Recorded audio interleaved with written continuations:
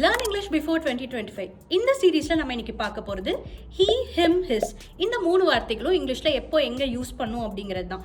So இந்த 3யுமே நம்ம இங்கிலீஷில் ப்ரோனவுன் அப்படின்னு சொல்லுவோம். ஹீ அப்படிங்கிறது அவன், ஹிம் அப்படிங்கிறது அவனை, ஹிஸ் அப்படிங்கிறது அவனுடையது அப்படின்னு சொல்கிற இடத்துல நம்ம யூஸ் பண்ணலாம்.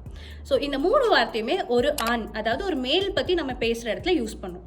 ஸோ ஒருத்தரோட பேரை அதிகமாக யூஸ் பண்ணுறதுக்கு பதிலாக இந்த ப்ரோனவுனை நம்ம யூஸ் பண்ணலாம். Example, Aakash is my friend. I saw Aakash. This is ஆகாஷ்'s pen. Aakash is tall. இந்த இடத்துல நான் நிறைய இடத்துல ஆகாஷ்னு யூஸ் பண்ணுறதுக்கு பதிலாக ப்ரோனவுன் யூஸ் பண்ணலாம். எப்படின்னு பாருங்க.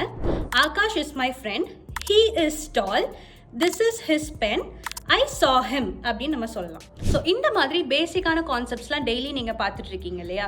ஸோ இன்னுமே லேட் ஆகலை, இப்போ இருந்தே பேசி ப்ராக்டிஸ் பண்ண ஸ்டார்ட் பண்ணிங்கன்னா உங்களால் ஃப்ளூவெண்ட்டாக இங்கிலீஷ் பேச முடியும். இங்கிலீஷ் பேசி ப்ராக்டிஸ் பண்ண கைடன்ஸ் வேணும்னு நினச்சிங்கன்னா இப்போவே இங்கிலீஷ் பார்ட்னர் கோர்ஸில் ஜாயின் பண்ணுங்கள். Learn and level up with English Partner.